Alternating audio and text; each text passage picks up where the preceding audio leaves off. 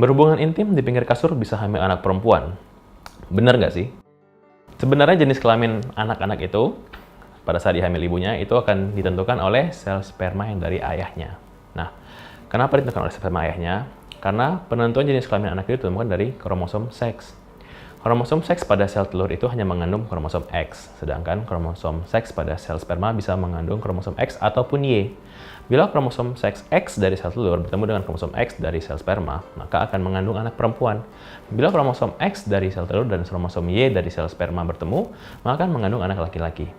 Nah, ada beberapa mitos yang mengatakan seperti posisi berhubungan, waktu berhubungan, itu bisa mempengaruhi jenis kelamin yang dikandung. Namun sayangnya masih perlu penelitian lebih lanjut untuk membahas topik ini sendiri, sehingga saya pribadi kurang bisa merekomendasikan. Sekarang saya akan membahas tentang dua metode yang bisa digunakan oleh ibu-ibu dan bapak-bapak di rumah. Satu mungkin lebih mudah untuk dilakukan di rumah dan tidak perlu keluar ataupun konsultasi dengan dokter. Dan yang kedua akan dapat jadi pertimbangan bila nanti ibu dan ayah ingin konsultasi misalnya ke klinik kesuburan. Baik, yang pertama saya akan bahas tentang nutrisi pada ibu. Nutrisi pada ibu ini terutama pada ibu-ibu yang sedang program hamil ya.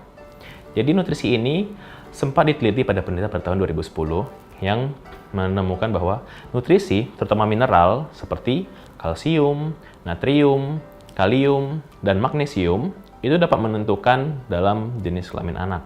Pada penelitian ini ditemukan bahwa pada ibu-ibu yang pada saat program hamilnya kadar magnesium dan kalsiumnya lebih tinggi dibandingkan kalium dan natriumnya, cenderung akan mengandung anak perempuan.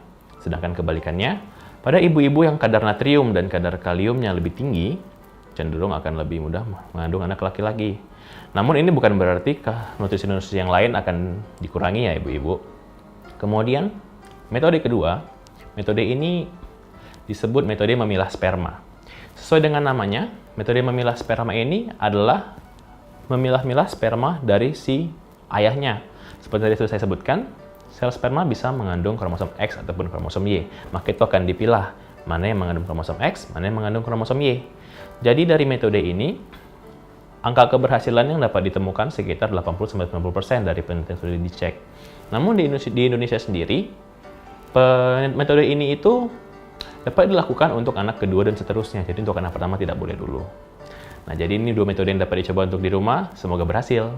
Tadi itu dua metode yang dapat dilakukan di rumah ataupun jadi pertimbangan untuk konsultasi ke dokter di klinik kesuburan Anda. Bagaimana? Apakah sudah cukup?